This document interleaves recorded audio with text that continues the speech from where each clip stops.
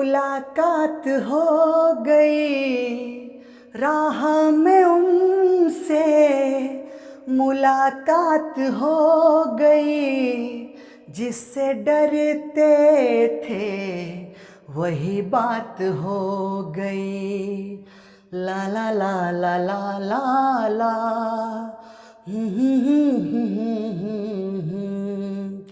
ला ला ला ला ला ला ला।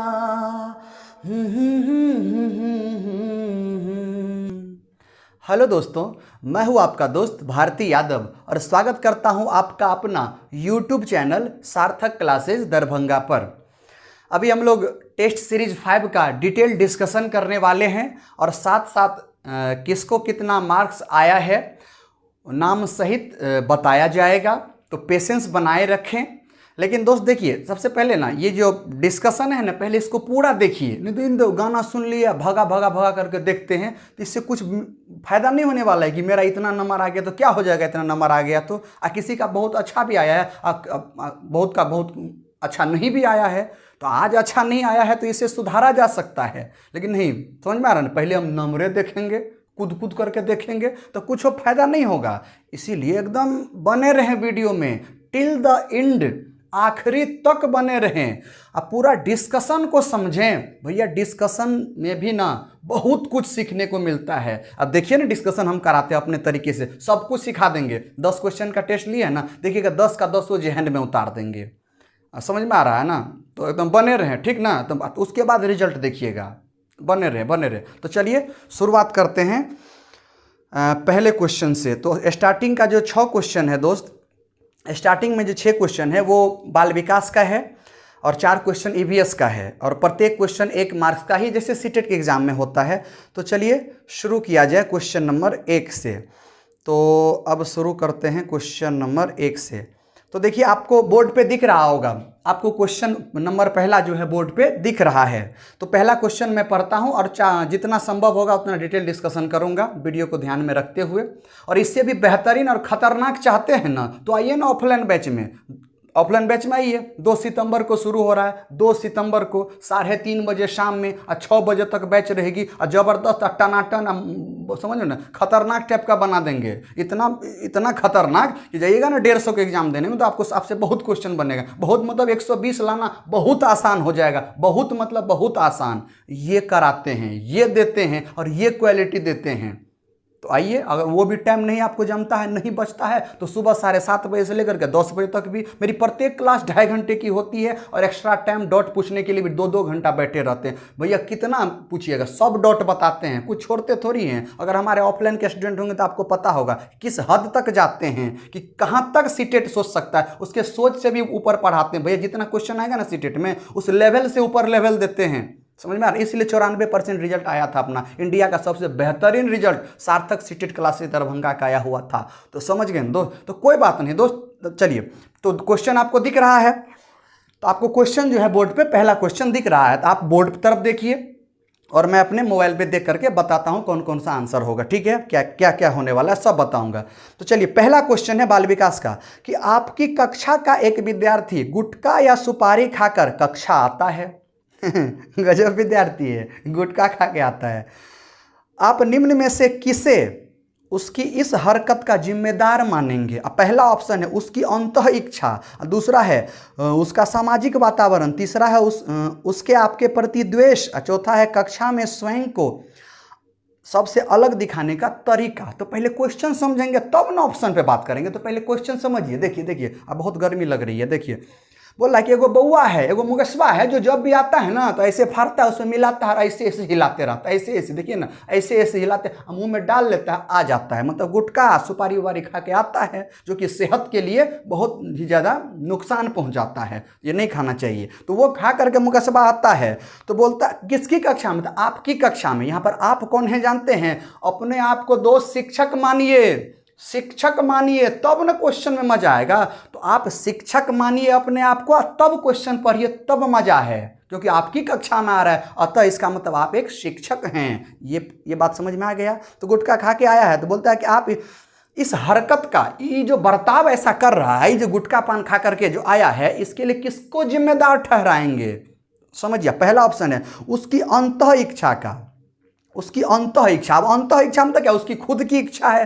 हाँ तो भैया खुद की इच्छा है तबे ना खा करके आया है, खुद की इच्छा है तबे खा करके आया है, तो क्या करें, लॉक कर दें, ऑनलाइन एग्जाम होगा उसमें गोल गोल माउस को दबा दें? नहीं, डॉट में रखिए, हम जैसे समझाते हो वैसे समझिए, समझ आ, तब तो गलत नहीं होगा, इसको डॉट में रखिए।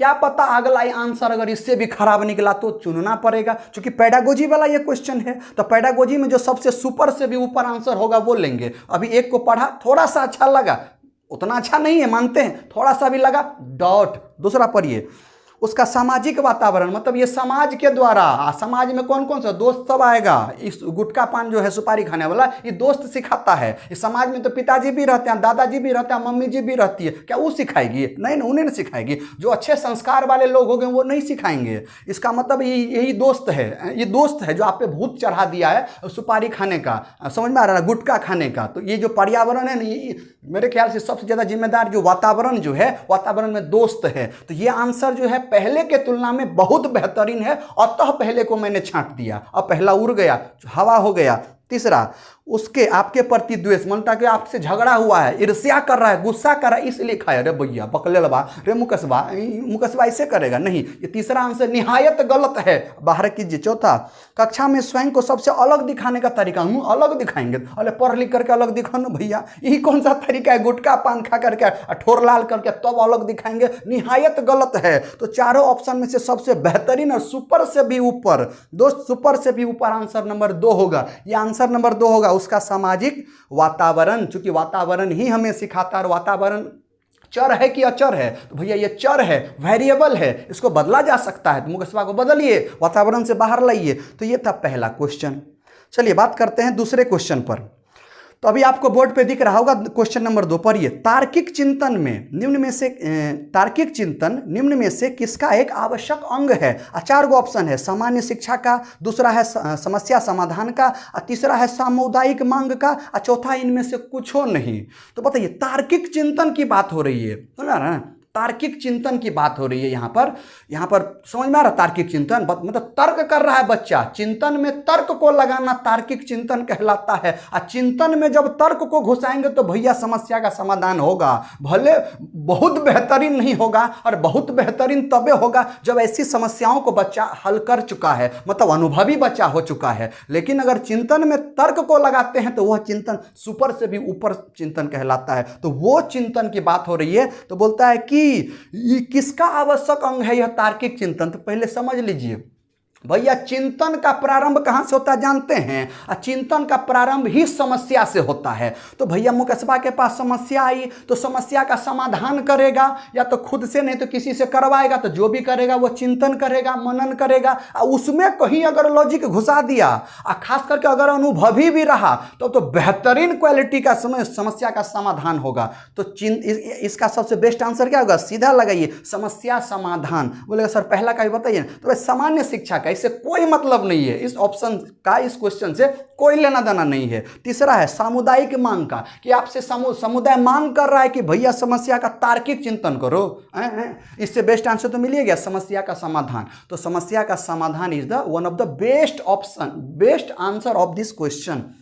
क्रिस्टल क्लियर हो रहा है? क्रिस्टल क्लियर समझिए। अब बात करते हैं तीसरे क्वेश्चन की। देखिए बोर्ड पे दिख रहा होगा तीसरा क्वेश्चन, इसीलिए हम थोड़ा साइड हो गए हैं। तीसरा क्वेश्चन बोल रहा है कि बच्चों के व्यक्तिगत विकास हेतु शिक्षा से संबंधित किस तथ्य पर एक शिक्षक को ध्यान नहीं देना चाहिए?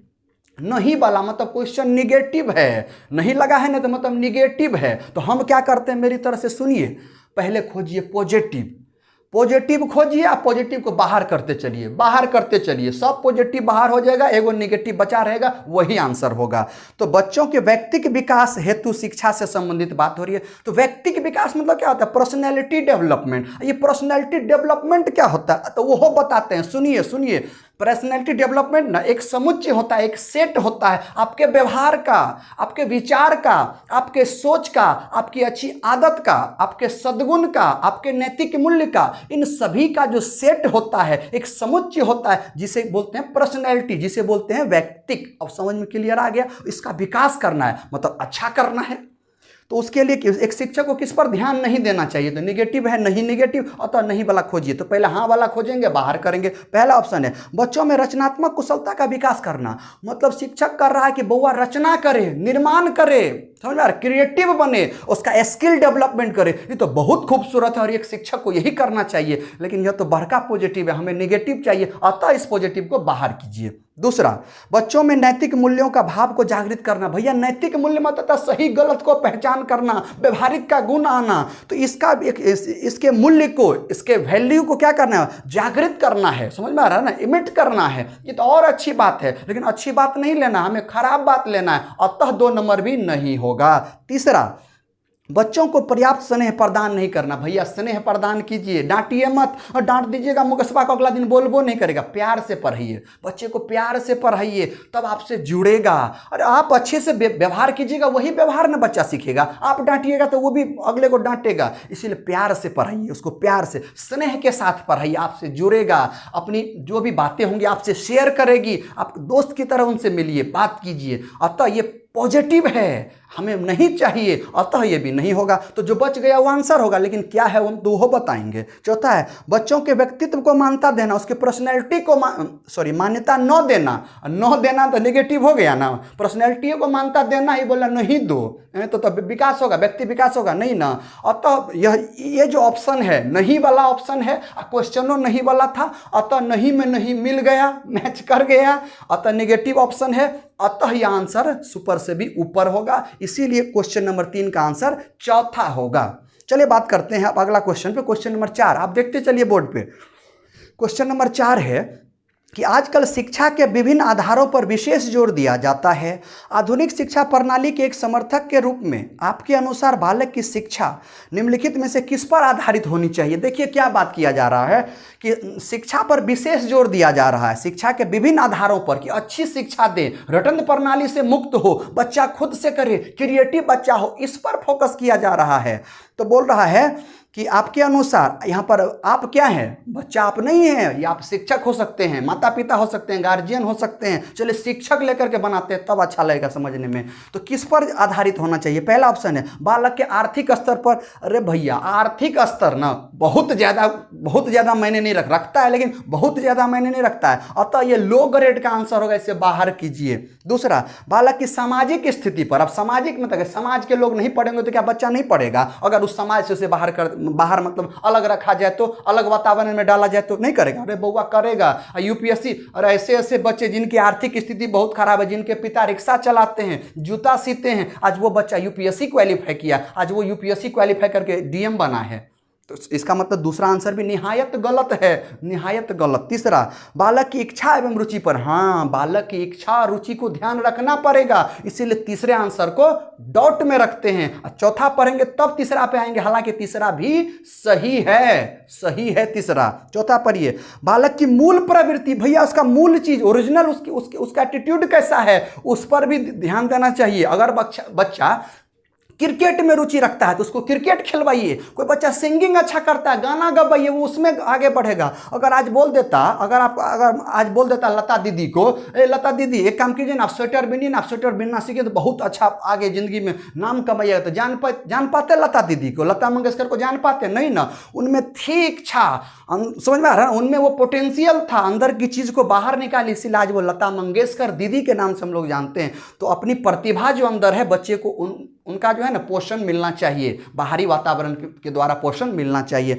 तो बच्चे की मूल प्रवृत्ति है उसका भी ध्यान रखा जाना चाहिए। अगला है प्रेरणा। भाई मोटिवेशन की बात करिए, मोटिवेट तो भैया कहावत नहीं है कि कोयलों की कूक जो मुर्दों में भी पैदा कर दे हुक। तो ये मुर्दों में हुक मतलब जान होता है, तो ये तो प्रेरणा वो चीज है ना कि मुर्दों में भी जान पैदा कर देती है। प्रेरणा बहुत अच्छा शब्द था, ये भी बहुत अच्छा है। तीसरा, संवेगों पर। भैया बुआ मुकेशबा गुस्सा आ गया, उसमें काय पढ़ाइएगा, थोड़ा देर छोड़ दीजिए ना, ना मुकेशबा का मूड खराब है तो जबरदस्ती नहीं पढ़वाइए। तो ये मूड खराब मतलब नाराज होना, ये सब संवेग है। तो संवेग पे भी निर्भर करता है, मूड अच्छा पढ़ाइए। कभी कभी आप भी देखते होंगे मूड बहुत खुशनुमा मूड है, मजा आ जाता है, उस वक्त पढ़ते हैं तो जो चीज कभी ना समझे होंगे वो भी समझ में आ जाएगा। तो क्या संवेग से रिलेटेड नहीं है, क्या संवेग प्रभावित नहीं करता है, इसको करता है। अब बताइए, इच्छा और रुचि की बात की गई है तीसरे ऑप्शन में, इसमें मूल प्रवृत्ति, प्रेरणा और संवेग है। भैया ये उससे भी खतरनाक बेस्ट है, खतरनाक बेस्ट है। मूल प्रवृत्ति में उसकी इच्छा भी आ जाएगी, उसकी रुचि भी आ जाएगी, ऊपर से मोटिवेशनो दे दिया, संवेगो दे दिया। अतः चौथा जो है ना तीसरा से ऊपर लेवल का हो चुका है। अतः इस ऑप्शन का आंसर 4 नंबर होगा। समझ में आ गया? चौथा नंबर क्या होगा? बेस्ट ऑप्शन होगा। अब बात करते हैं पांचवें पे, तो आप बोर्ड पे देखते चलिए।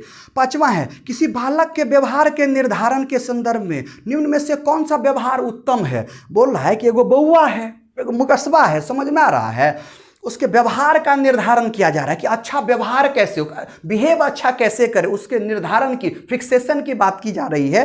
तो निम्न में से कौन सा व्यवहार उत्तम है। और ये जो पांचवा क्वेश्चन है ना, लगभग सभी का गलत है, जितने भी आप कमेंट्स किए हैं सभी का लगभग गलत है। देखिए कौन सा व्यवहार उत्तम है। तो पहला है, जब बालक के, हम एक के बार चौथा पढ़ते हैं तब आपको क्लियर बताते हैं। बहुत लोग जनरली 98% लोग जो है ना वो चौथा आंसर लगाएं, जो कि चौथा गलत है। देखिए कैसे गलत है, बताते हैं। ऑप्शन को पढ़िए, चिंतन कीजिए, मनन कीजिए, तब ना पता चलेगा चौथा गलत है। चौथा बोल रहा है उपरोक्त में से सभी, मतलब तीनों आंसर सही है, उसमें से हम देखिए आपको निकालते हैं। तीसरा ऑप्शन पढ़ते हैं, हम पहले तीसरा पढ़ते हैं। देखिए तीसरा पढ़ेंगे, अगर तीसरा गलत हुआ तो इसका मतलब चौथा गलत हो चुका। तीसरा है, जब बालक के सम्मुख अनेक लक्ष्य हो, मतलब बहुते गोल हो, ये करेंगे वो करेंगे, ललकी वाली से हम ही शादी करेंगे, पियर की वाली से हम ही करेंगे, उजली वाली से हम ही करेंगे, करकी वाली से हम ही करेंगे, बहुते लक्ष्य है, समझ आ रहा है, बहुते टारगेट है। तो बोलता है उनके लिए सभी लक्ष्य समान होते हैं, सबको पकड़ करके शादी करा दीजिएगा कि मुकस्बा को सबसे करा दीजिएगा कि नहीं। भैया लक्ष्य में भी प्रायोरिटी होती है कि पहले मुझे ये करना है, उसके बाद मुझे जिंदगी में आगे बढ़ करके ये करना है। तो एक प्रायोरिटी होती है, एक प्राथमिकता होती है कि पहले ये करेंगे फिर वो करेंगे, एक के बार आप कोई चीज कर ही नहीं सकते हैं। अतः तीसरा आंसर निहायत गलत है। और जब तीसरा गलत हो गया तो चौथा गलत नहीं होगा, उपरोक्त सभी। इसका मतलब 3 और 4 गलत हो गया, बच गया 1 और 2। अब 1 और 2 में पहले 1 नंबर पढ़ते हैं कि बालक के सम्मुख उनके प्रेरक हो। प्रेरक में तो जानते हैं, प्रेरणा देने वाला हो, मोटिवेट करने वाला हो, आपको जगाने वाला हो, उकसाने वाला हो कि ताकि आप जगें, ये काम करें। ऐसा आपके सामने कोई चीज रखा गया हो, वो दीपक रखा गया हो, स्टिमुलेटेड रखा गया हो, आप में प्रेरणा भरता हो, आपको उत्साह, आपके अंदर का उत्साह बढ़ा रहा है, वो आपके सामने जब हो तो उनमें कुछ अधिक प्रभावी होते हैं। तो सही बात है। तो बच्चा क्या होगा, जब सामने उत्प्रेरक रखा हो, जगाने वाला रखा हो, तो बच्चा क्या होगा, बहुत सारे बच्चे अधिक प्रभावी होगा। क्योंकि बहुत सारे, समझ में आ रहा है, बहुत सारे मोटिवेशन करने वाले से कुछ ऐसा भी होता है ना कि आपको जैसा मोटिवेट कर देता है तो आप प्रभावी होते हैं, आप पे इफेक्ट डालता है, आप पे प्रभाव डालता है, तो आपका व्यवहार बदल जाता है। और जब आपका व्यवहार बदल जाएगा, आपकी आदत बदल जाएगी, तो सक्सेस यूं ही मिल जाएगी। अतः 1 जो है बहुत मुझे अच्छा लगा। अब 2 पढ़ते हैं, फिर 1 के बारे में डिसाइड करेंगे। तो 1 को डॉट में मैंने रखा। दूसरा, प्रत्येक बालक आवश्यकताओं की संतुष्टि के लिए अधिक से अधिक प्रयास करता है। सही बात है। तो यहां पर मूल चीज आवश्यकता को दिया है कि आवश्यकता जब आपको पड़ी तो उसकी संतुष्टि के लिए, अर्थात आवश्यकता को पूरा करने के लिए अधिक से अधिक प्रयास करेगा। एकदम 100% बात सही है। लेकिन यह जो प्रयास करेगा, अगर सामने उद्दीपक रख दे, सामने अगर मोटिवेशन करने वाला रख दे, तो और बेहतरीन और खतरनाक तरीके से, जबरदस्त तरीके से करेगा ना। अगर उद्दीपक ना हो तो, कोई आप में मोटिवेट करने वाला ना हो तो बहुत लंबा समय भी लग सकता है। अतः दूसरा थोड़ा सा मुझे जस्ट जरा सा ही कम लगा पहले के तुलना में, मतलब लो ग्रेड का, थोड़ा सा ही लो ग्रेड का। तो मेरे लिए हाई ग्रेड का ऑप्शन नंबर 1 है। समझ में आ रहा है ना। तो मेरे लिए सबसे बेस्ट आंसर क्या होगा, ऑप्शन नंबर 1, कि जब बालक के सम्मुख उनके प्रेरक हो तो उनमें से कुछ अधिक प्रभावी होते हैं। एकदम क्रिस्टल क्लियर हो गया। तो ये था क्वेश्चन नंबर 5वां। अब बात करते हैं क्वेश्चन नंबर 6वें की बात करते हैं। किधर चल गया। हाँ, 6वें की बात करते हैं कि आपकी कक्षा का एक शिक्षार्थी रमेश, मुकस्बा नहीं है इस बार, रमेशबा है रमेशबा है। बोलता रमेश हमेशा आपके साथ बात करता हो। ले, किसके साथ बात करता? आपके साथ, आपकी कक्षा में। इसका मतलब पक्का आप शिक्षक हुए। बात समझ रहे हैं? आपकी कक्षा में आपसे रमेशबा बात करता है, मतलब आप कक्षा के शिक्षक हुए। आप मुकस्बा के शिक्षक हुए। मुकस्बा क्या हुए? गुरुजी हुए। अरे हुए ना, आपसे बात करता है। तो आपकी राय में रमेश के विषय में क्या होगी? रमेश के बारे में आप एक शिक्षक होने के नाते क्या सोचेंगे? पहला है, ये पेडागोजी क्वेश्चन है दोस्त, पेडागोजी, थिंकिंग लेवल बढ़ाइए। पहला है, रमेश कक्षा में सबसे अधिक बोलने वाला छात्र है। ये कौन सा मतलब वो अधिक बोलने वाला है, क्या बोला है क्वेश्चन? आपसे बात करता है मतलब बोलता बहुत है, निहायत गलत है, हटाइए इसको, बाहर कीजिए। दूसरा, रमेश एक कल्पनाशील छात्र है, कल्पना करता है, इमेजिनेशन का काम कर रहा है। आपको लग रहा है दूसरा सही है, तो चलो मैंने डॉट में रखा, अभी डॉट में मैंने रख दिया। तीसरा पढ़ता हूं, रमेश एक चिंतनशील छात्र है, थिंकिंग लेवल करता है, आपसे थिंकिंग करके क्वेश्चन पूछता है, ये भी मुझे अच्छा लगा, इसको भी मैंने डॉट में रखा। चौथा, रमेश की पारिवारिक परिस्थितियां ठीक नहीं है, मतलब घर रुपया पैसा नहीं है, गरीब है, इसीलिए बात कर रहा है, निहायत गलत है, बाहर कीजिए। तो दूसरा और तीसरा में अब चुनना है। दूसरा में कल्पना करता है और तीसरा में क्या है, चिंतन करता है। तो समझिए, चिंतन करना और कल्पना करना दो अलग चीजें हैं, दो अलग चीजें हैं भैया। कल्पना में ना एक उद्देश्य नहीं होता है, एक लक्ष्य नहीं होता है, किसी समस्या का समाधान नहीं होता है, किसी के बारे में कल्पना कर लेंगे। मेरा मन होगा ना, हम बोलेंगे ऐश्वर्या राय काश मेरी हो जाए, तो कभी होगी? मेरे जैसे आदमी को ऐश्वर्या राय मिलने वाली है? खुद बकलोल है, ऐश्वर्या राय कहाँ से खोज लेंगे? ऐश्वर्या राय मिलेगी, अब तो अभिषेक की हो गई है।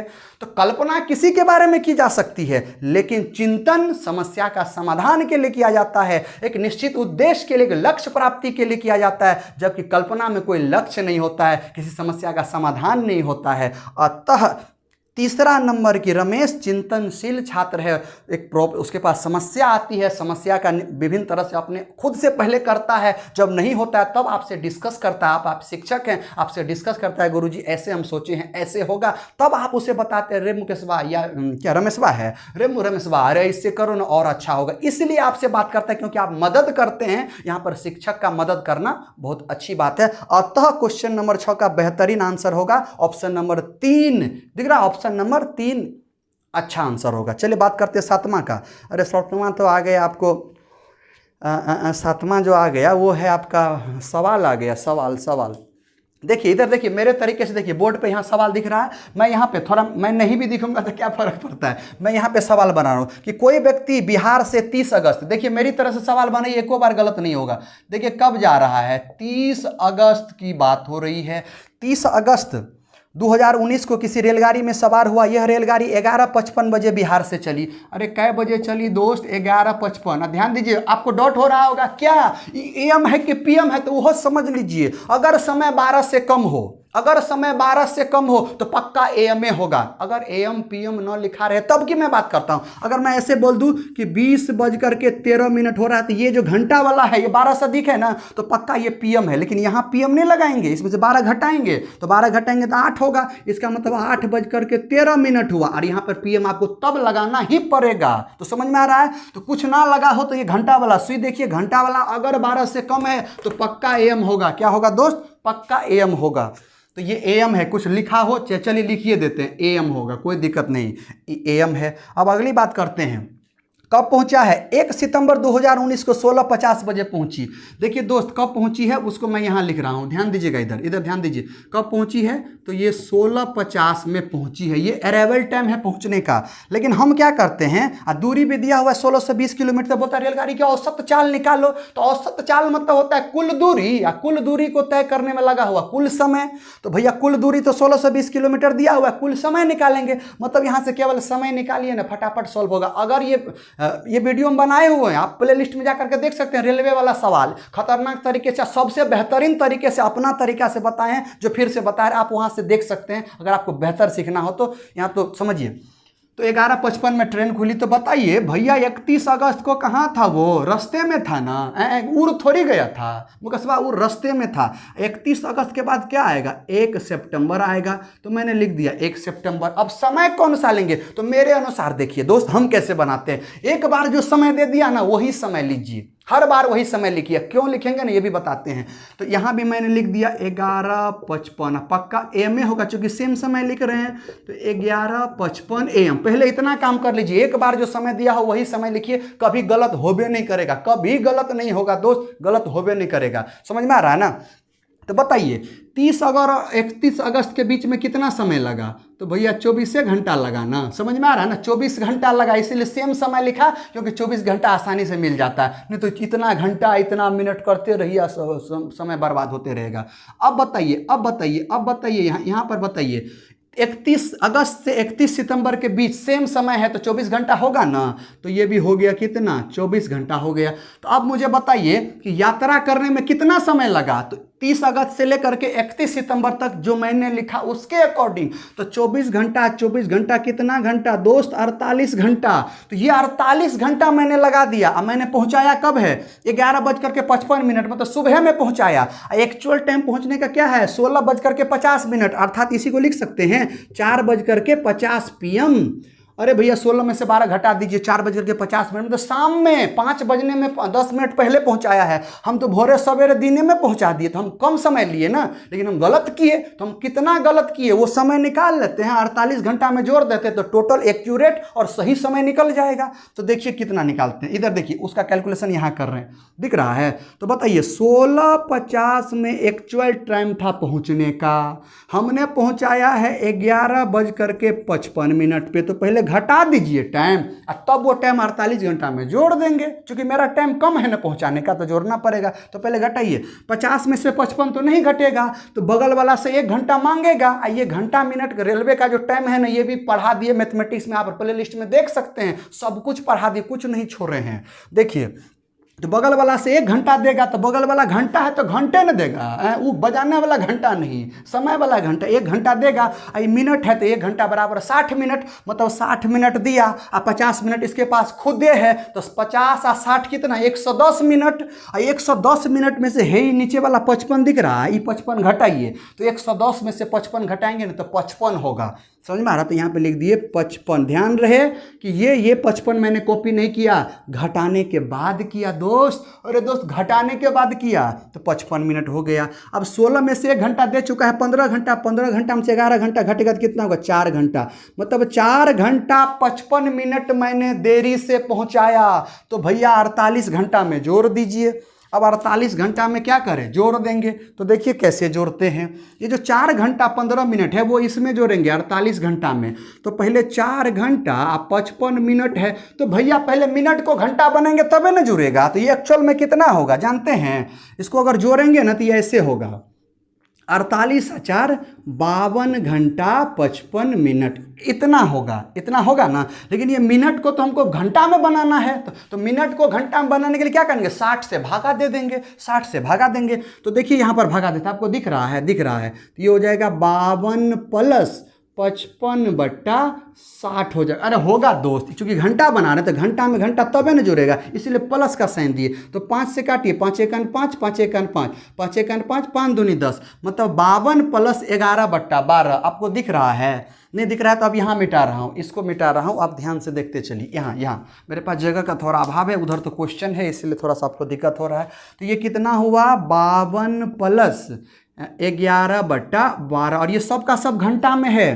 तो 11 में जब 12 से भागा देंगे तो कितना आएगा, तो 11 में 12 से भागा दीजिए, यहाँ पर भागा दे देते हैं। 11 में 12 से भागा दीजिए, नहीं लगेगा 0.0 दे दीजिए, ठीक है, दिख रहा है। 12 × 8 = 96, 12 × 9 = 108। तो इसको आप ऐसा लिख सकते हैं 0.9। अब आगे नहीं दे रहे, इतना ही पे छोड़ देते। तो कितना हुआ ये, 52.9 आवर।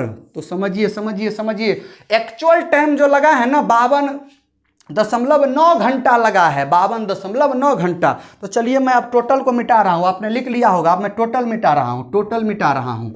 इधर देखिए, इधर ध्यान दीजिए। अब मेरा काम यहाँ से शुरू होगा। मेरा जो कुल टाइम है, टोटल टाइम, एक्चुअल टाइम जो है वो कितना निकला, तो वो है 52 घंटा 52.9 घंटा। तो क्या टोटल टाइम निकला, अरे निकल गया भैया टोटल टाइम। दूरी दी हुई है, डिस्टेंस दूरी कितना दिया हुआ है, तो दूरी आपको दिया हुआ है कितना, तो दूरी दिया हुआ है 1620 किलोमीटर। तो 1620 किलोमीटर दिया हुआ है। औसत चाल निकालना है VABG। तो औसत चाल बराबर होता है कुल दूरी, और कुल दूरी को तय करने में लगा कुल समय। तो कुल दूरी कितना है, तो भैया कुल दूरी है 1620 किलोमीटर, और कुल समय है आपका 52.9 घंटा। जब इसको भागा देंगे ना, तो भागा देने के बाद ये कितना आएगा जानते हैं, ये पक्का आ जाएगा 30.6 किलोमीटर प्रति घंटा। और ऑप्शन नंबर 4 इसका क्या हो जाएगा, सही आंसर हो जाएगा दोस्त, एकदम सही आंसर। तो क्रिस्टल क्लियर समझ में आ गया। चलिए अब बात करते हैं अगले क्वेश्चन की। अगला क्वेश्चन देखिए, आपको वहाँ पे दिख रहा होगा, देखिए कि एक आदमी अपने घर से दुकान जाना चाहता है। पहले वह 40 मीटर पूरब गया। तो भैया पूरब किधर होता है, पहले देखिए एगो छोटा सा डायग्राम यहाँ पे बता करके आपको दिख रहा है, दिख रहा है। उससे ऊपर, उससे उत्तर, ऊपर को मैंने नॉर्थ लिखा, नॉर्थ मतलब उत्तर, और उसका जस्ट उल्टा साउथ होता है, नीचे में दक्षिण दोस्त, और फिर इधर जिधर पूरब निकलता है वो राइट में होता है, तो ये हो जाएगा ईस्ट। राइट मतलब मैं अपने अकॉर्डिंग बात कर रहा हूँ, अपने अकॉर्डिंग ये ईस्ट, और इसका उल्टा हो जाता है वेस्ट मतलब पश्चिम। अब इस ग्राफ की मदद से मैं बनाऊंगा सवाल, देखते रहिए आप, देखते रहिए। तो बताइए अपने घर से, तो माना कि इधर ध्यान दीजिए, इधर दोस्त ध्यान दीजिए, माना कि ये पॉइंट है, ये इसका क्या है, घर है, तो ये पॉइंट घर है, ठीक ना, इसका नाम मैंने रख दिया ए। चलो ए पॉइंट से अपने घर से निकला है, तो 40 मीटर पूरब गया। तो इसमें ग्राफ में पूरब किधर है, ये वाला ईस्ट है ना, इधर, इधर है ना, इधर, तो इधर दीजिए। तो कितना गया, तो लो मैंने लिख दिया कितना, इधर गया, कितना गया, 40 मीटर गया। कोई बात नहीं, जाने दीजिए। यहाँ गया तो माना कि ये पॉइंट बी है, कोई दिक्कत, अपने मन से ले लिए, बी पॉइंट पे गया। अब फिर अब देखिए, फिर वहाँ से बायां 30 मीटर चला। अब यहाँ से बायां, तो जिधर तीर है ना उधर गर्दन घुसाइए, बायां देखिए किधर होगा, बायां किधर होगा, तो ये इधर जा रहा है, तो गर्दन ऐसे करेंगे तो बायां किधर, इधर, ये वाला बायां होगा ना, तो मतलब इधर हाथ इधर मेरा जा रहा है, तो बायां मेरा ये हो गया। कितना चला है वो भी देख लीजिए, 30 मीटर चला है। तो लो मैंने मान लिया कि ये कितना है, 30 मीटर चला। अब माना कि ये पॉइंट कितना है, सी पॉइंट पे यहाँ पहुँचा। अब फिर यहाँ से दायां, अब इधर की ओर, जिधर तीर है ना उधर मुंह देते चलिए, दायां बायां घूमते रहिए। तो अब इधर की ओर जाएंगे, इधर से किधर घुमा है, 20 मीटर दायां, तो दायां वाला ये हाथ होगा ना, अरे राइट हैंड होगा ना, तो चलो मैंने दे दिया 20 मीटर। तो ये हो गया माना कि 20 मीटर। तब कहाँ पहुँच गया दोस्त, ये जो 20 मीटर है अब कहाँ पहुँच गया, तो लो अब दुकान पे मैंने पहुंचा दिया। अब दुकान पे पहुंच गया तो बोलता है दुकान के सापेक्ष घर की दिशा कौन सी है। तो दुकान और घर को पहले ज्वाइन कीजिए, पहला काम यही कीजिए। देखिए आपको बताए थे, पढ़ाए थे डायरेक्शन वाला प्रॉब्लम, अगर आप नहीं वो वीडियो देखें तो देख सकते हैं। दिशा वाला प्रश्न नाम है हेडिंग, समझ में, हेडिंग यही दिए हुए हैं, तो खोज लीजिएगा। अब बहुत बेहतरीन जबरदस्त पढ़ाए हैं। तो पहले दोनों को मिला दिए। अब क्या बोल रहा है, दुकान के सापेक्ष उसके घर की सही दिशा, मतलब घर किधर है वो बताओ। तो दुकान पे खड़े हो जाइए, घर की तरफ मूरी कर दीजिए। तो दुकान इधर है, इस पॉइंट पे खड़े हैं, घर की तरफ इधर देख रहे हैं, इसका मतलब तीर किधर लगाएंगे, तो तीर लगाएंगे इधर, तीर लगाएंगे इधर, तीर लगाएंगे इधर। इतना काम कर देंगे। इतना काम करने के बाद यही वाला जो ग्राफ था ना, ये जो साइड, इसको चिपकाइए। तो चिपकाना है किस पे, ये जो मूल बिंदु दिख रहा है कटान बिंदु, उस कटान बिंदु को दोस्त ये लाइन पे जहां मन करे वहीं सेटिंग कीजिए। तो देखो इधर देखो, ये कटान बिंदु को मैंने यहां माना, तो एक लाइन मैंने ऊपर खींच दिया। तो ये ऊपर वाला होता है दोस्त उससे ऊपर, उससे उत्तर नॉर्थ, जस्ट इसके नीचे होता है साउथ दक्षिण, इससे इधर जो होगा ये होगा पूरब, इधर वाला जो ये वाला होगा ये क्या कह, आपको दिख रहा है, आपको दिख रहा है, तो ये वाला क्या कहलाएगा, पश्चिम कहलाएगा। तो बताइए तीर किस क्वाड्रेंट में है, तो ये हुआ पहला, दूसरा, तीसरा, चौथा। तो भैया ये तीसरा में दिख रहा है ना तीर, देखिए ना इधर तीर ऐसे आएगा तो तीसरा में आएगा। तो तीसरा में क्या है, पश्चिम है। उसके बाद S4 क्या होता है, S4 होता है साउथ, साउथ मतलब होता है दक्षिण। तो इसका आंसर क्या होगा दोस्त, पश्चिम दक्षिण या दक्षिण पश्चिम। तो पश्चिम दक्षिण किस में है, पहला नंबर ऑप्शन में है। तो पहला नंबर इस क्वेश्चन का एकदम करेक्ट आंसर होगा। अब समझ में आ गया। अब बात करते हैं अगले क्वेश्चन की। देखिए अगला क्वेश्चन आपको स्क्रीन पे दिख रहा होगा, देखते चलिए, हम पढ़ रहे हैं। वह कौन सा पक्षी है जो पेड़ के तने में गहरा छेद बना करके अंदर देती है। इसको कुछ नहीं, वो पेड़ जहाँ पेड़ मिलेगा ना उसमें उसका तना है, गहरा छेद बना करके उसमें अंडा देगा। प्रकृति भी अजीब है, समझ में, इसको यही जगह मिलता है अंडा देने में। तो कौन सा पक्षी आपको ये पूछ रहा है, तो भैया आंसर बता देते। आंसर होगा बसंत गौरी। बसंत गौरी एक ऐसा पक्षी है जो पेड़ के तने में अंदर घुस करके गहराई में जाकर के तब अंडा देती है। अब पक्षी घोंसला इसलिए बनाते हैं क्योंकि अंडा देना रहता है, तो अंडा देने के लिए पक्षी घोंसला बनाते हैं। तो चलिए, तो इसका आंसर हो गया, लेकिन चारों का डिटेल डिस्कशन करेंगे, जिसमें से एगो हो गया। 9वां का आंसर क्या होगा, 3 नंबर। लेकिन पहला क्या है उसको भी समझिए, दर्जन चिड़िया। भैया दर्जन चिड़िया क्या होती है, तो जानते हैं इसकी खासियत, ये पत्ता नहीं होता, पत्ता उसको अपने चोंच से, अपने लोल से उसमें छेद करती है, पत्तियों के द्वारा उसको सीती है, मतलब अपने चोंच से पत्तियों में छेद करके फिर अपना घोंसला बनाती है। कौन, दर्जन चिड़िया, दर्जी। हमको लग रहा है अगर ये चिड़िया कहीं पर दुकान अपना खोल दे ना तो जितना भी दर्जी है ना भट्ठा बैठ जाएगा। ये चिड़िया अगर चूंकि दर्जी को टाइम लगता है चोंचे से ऐसे लोले से ऐसे करते करते सी देगा समझ आया, दर्जी को बड़ा दिक्कत हो जाएगा। तो दर्जी चीने का मतलब समझ में आ गया।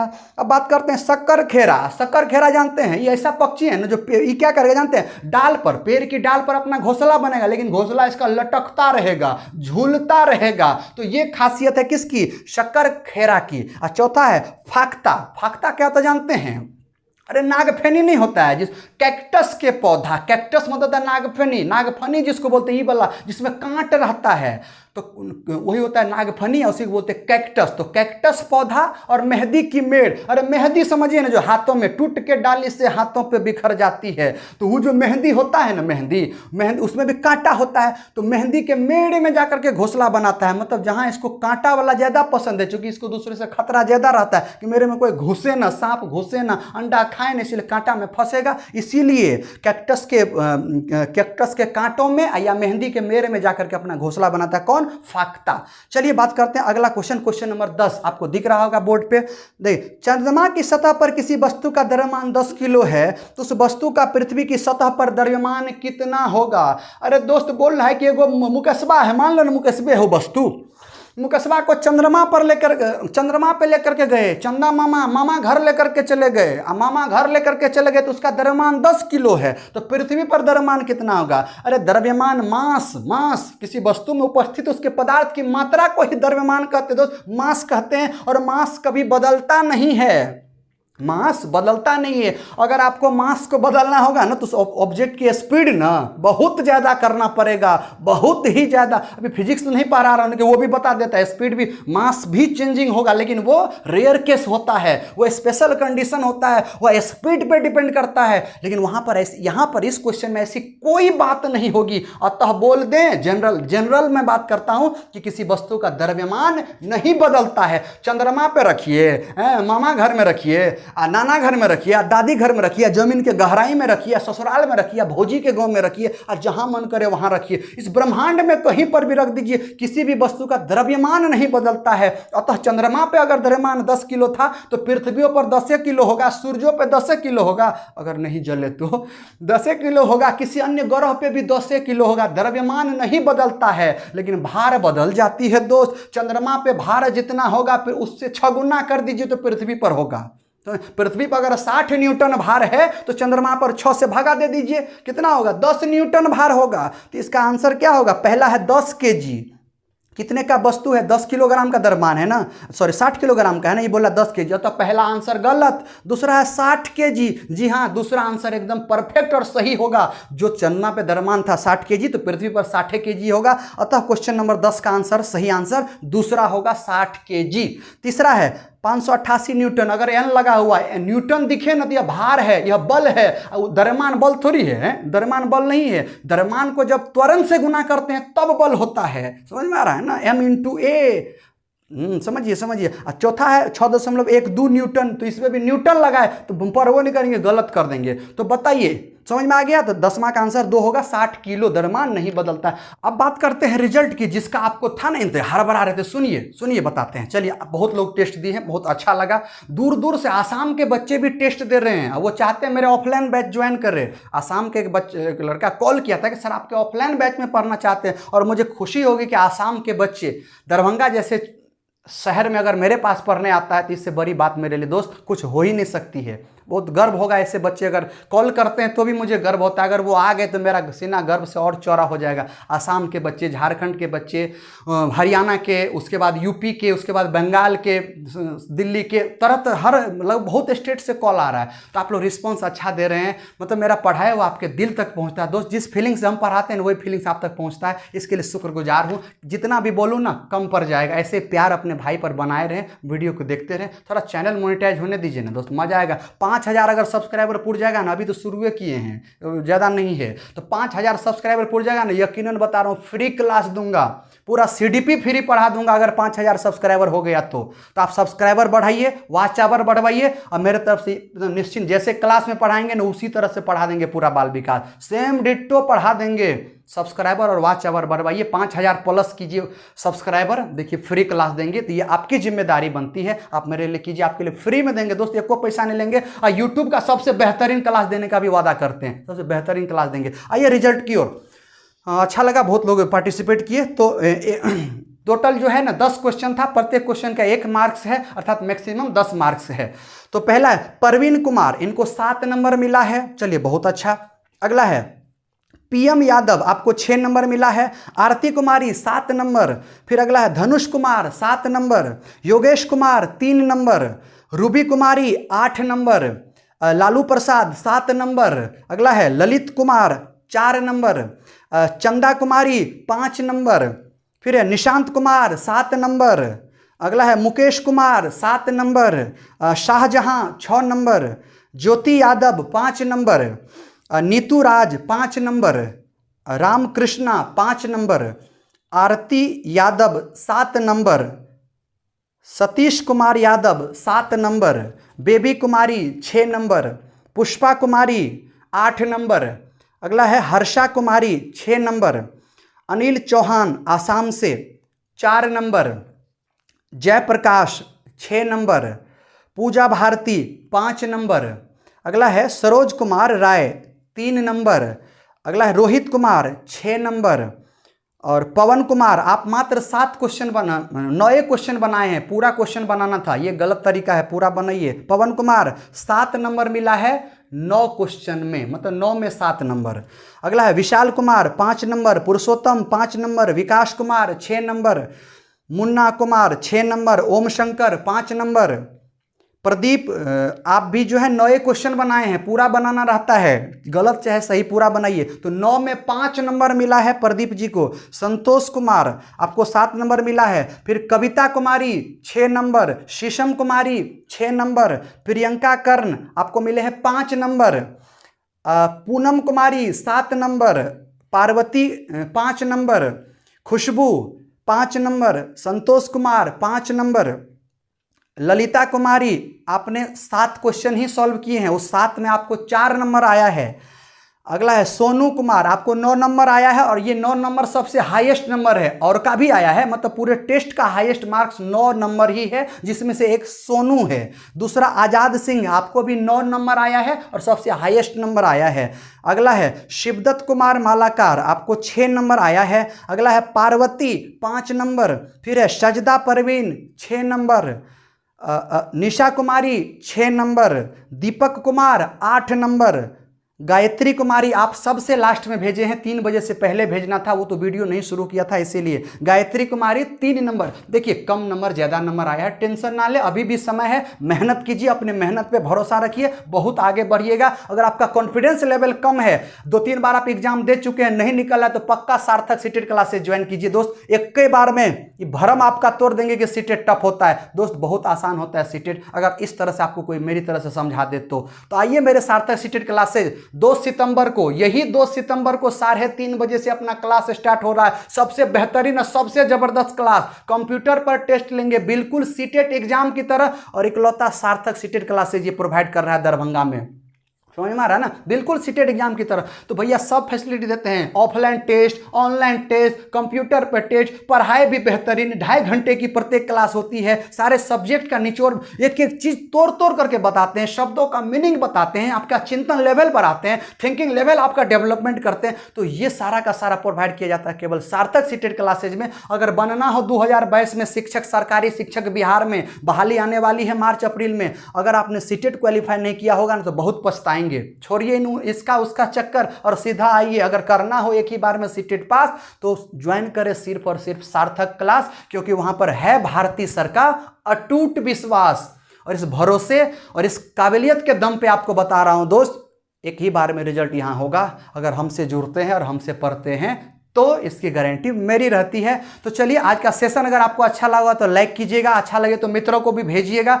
कल तैयार रहिए, बाल विकास का अगला क्लास लेकर के आएंगे। अगर दोस्त एक चीज़ और, अगर सब्सक्राइबर 5000 से अधिक हो गया, 5000, अभी सब्सक्राइबर कम ही है चूंकि शुरू किया है ना, अगर सब्सक्राइबर 5000 से अधिक हो गया और वॉच आवर 4000 घंटा से अधिक हो गया तो फ्री क्लास देंगे, बाल विकास का संपूर्ण क्लास फ्री कर देंगे और क्लास की तरह पढ़ाएंगे। जैसे क्लास में डिटेल में जाते हैं ना, यूट्यूब में डिटेल पर जाएंगे और यूट्यूब का सबसे बेहतरीन क्लास वो होगा, आप देखिएगा जैसे क्लास में पढ़ाएंगे और उस तरह से बताते हैं। तो ये आपकी जिम्मेदारी बनती है कि चैनल को प्रचार करवाइए। अगर 5000 से अधिक हो गया और वॉच आवर घंटा भी 4000, हालांकि 4000 वॉच आवर घंटा में 50% लगभग पूरा होने वाला है और सब्सक्राइबर कम ही है, तो अगर बढ़ गया तो फ्री में क्लास दूंगा। तो ये आपकी जिम्मेदारी होती है, अगर फ्री में चाहते हैं सार्थक सीटेड क्लास का बाल विकास पढ़े तो।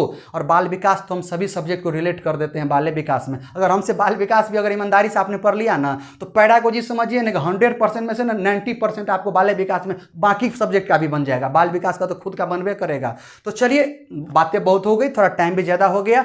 तो कैसे दोस्त, आप सेफ होंगे, सुरक्षित होंगे, स्वस्थ होंगे, मस्त होंगे, बेहतरीन होगा, जबरदस्त होंगे, तब तो दोस्त सेफ रहिए, है ना। मिलते हैं फिर अगले क्लास में कल शाम के 7 बजे इसी प्लेटफॉर्म पर। तब तक जय हिंद, जय भारत।